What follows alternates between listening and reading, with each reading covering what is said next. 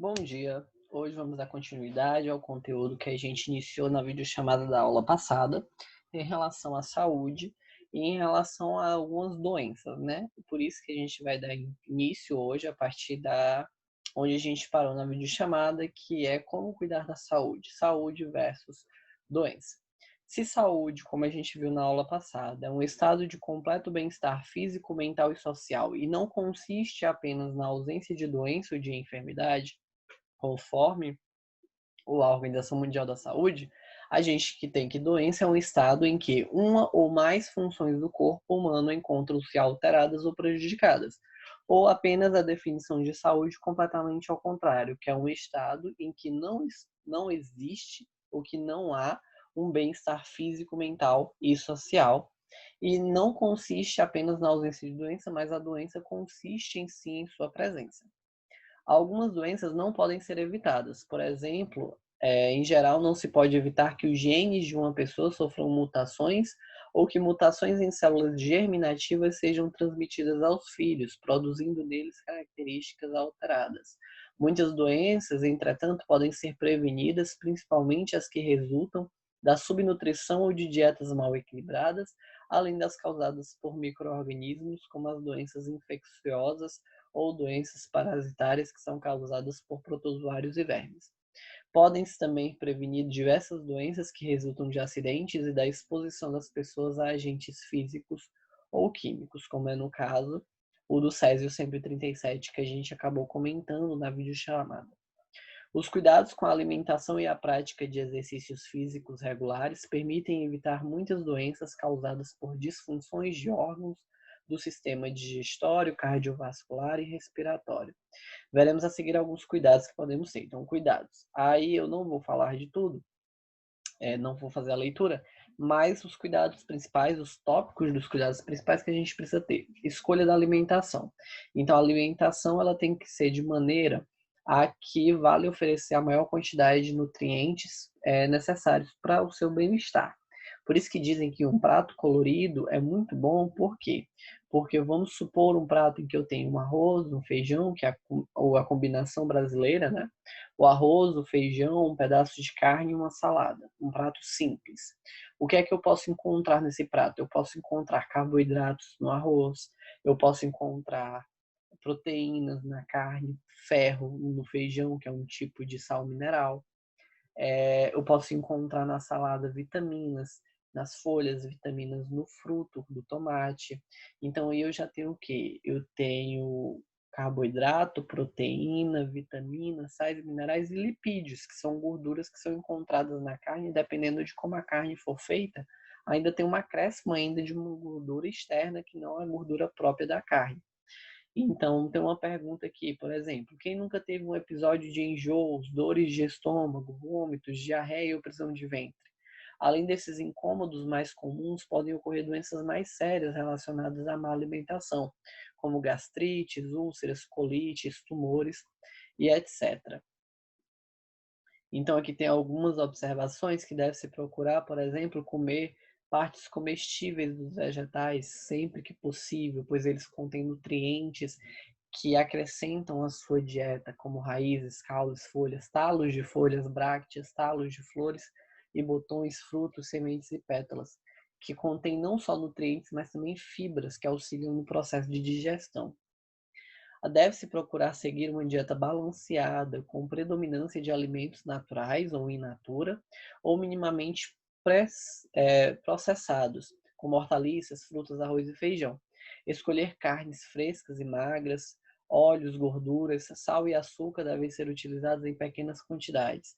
Se tiver a oportunidade, consultar um nutricionista sobre os princípios de uma alimentação saudável. Conforme apresenta aqui, ó, a figura 3, como eu falei para vocês, ó, um arroz contendo carboidratos, uma salada que contém sais minerais e vitaminas. Aí a gente tem aqui mais um alimento aqui, que aqui eu provavelmente eu creio que seja a carne, né? Então a gente tem proteína, um caldo, que deve ser feijão, que contém ferro, um suco natural para acompanhar, que também tem a presença de algumas vitaminas e sais minerais. Além dos hábitos alimentares, há outros fatores que afetam o sistema digestório, como gastrites e úlceras. Estresse emocional causado por nervosismo, ansiedade e depressão também afetam o seu estômago e intestino, fazendo que você não se alimente adequadamente. Algumas perturbações comuns do sistema digestório que a gente vai falar. Esse tópico é sobre alimentação, a gente vai falar de doenças relacionadas ao estômago, ao intestino, ao sistema digestório de modo completo. Primeiro, começando pela primeira parte, antes da gente falar sobre cáries dentárias, lembrando do processo, do caminho que compõe o sistema digestório. A gente tem a boca, que é a entrada do alimento, aí a gente tem o esôfago, a gente tem o estômago, o intestino delgado, o intestino grosso e o canal retal. De modo geral, a gente tem esses caminhos a seguir. Então, começando pela parte inicial, em que a gente tem os dentes presentes na boca, que faz parte do sistema digestório, já que a gente precisa mastigar para engolir, e mastigar bem, isso tem que ser destacado, não é mastigar de qualquer jeito, porque o nosso intestino e nosso estômago acaba tendo maiores dificuldades de processamento, então o primeiro processo de digestão é a digestão mecânica, que é a dos nossos dentes. Certas bactérias que vivem na boca humana alimentam-se dos restos de comida que ficam entre os dentes. Na presença de açúcar, essas bactérias multiplicam-se rapidamente, aderindo nos dentes e formando as placas bacterianas. As bactérias das placas produzem ácidos que corroem o esmalte dental, causando cáries dentárias. Por isso é importante a escovação, o uso de fio dental, o uso de enxaguante bucal após as refeições, fazer a escovação adequadamente. Escovar adequadamente não é escovar forte, é escovar por mais tempo. Quanto mais tempo você escovar, melhor é. Mais de leve, para não haver rasurações na sua gengiva, sangrar ou alguma coisa do tipo. As bactérias presentes na boca podem entrar na corrente sanguínea e dar origem a muitos problemas de saúde, como inflamação em nervos, articulações e alguns órgãos, como os olhos e o coração. Então, elas estão aqui porque aqui é a região delas, elas não vão para outro lugar. Mas no momento que você faz um corte na sua boca, ou até mesmo elas atingem o dente até chegar à raiz do dente, elas podem entrar na corrente sanguínea e aí atingir outros órgãos. A gente tem as infecções intestinais, que já é descendo um pouco do esôfago para o intestino, né? O estômago e o intestino. Os alimentos e a água que ingerimos podem estar contaminados com agentes patogênicos, que são agentes causadores de doença, como vírus, algumas bactérias e possibilidade de protozoários, ou pelo menos ovos desses parasitas, esses protozoários. Apesar de a saliva conter substâncias bactericidas e de o suco gástrico destruir a maior parte dos patógenos ingeridos, alguns podem sobreviver e multiplicar-se no sistema digestório, originando infecções intestinais. E aí que podem causar dores abdominais, cólicas, diarreias e náusea. As infecções intestinais são comuns em locais onde não há saneamento básico, com falta de esgoto e de água tratada. Algumas delas, como a cólera e a febre tifoide, podem causar morte em consequência da desidratação e da perda de sais minerais decorrentes da diarreia, que acaba perdendo muito líquido e, consequentemente, muitos nutrientes que a gente deveria estar absorvendo.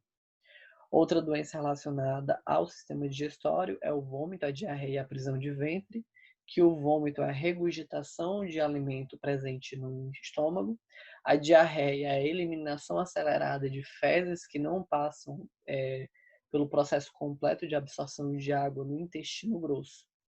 E prisão de ventre já é o contrário, em que as fezes estão passando muito lentamente, os movimentos peristálticos, que são os movimentos assim de cobrinha, sinuoso, que o intestino, o estômago e todo o sistema digestório faz para movimentar o bolo alimentar, que depois se transforma em bolo fecal.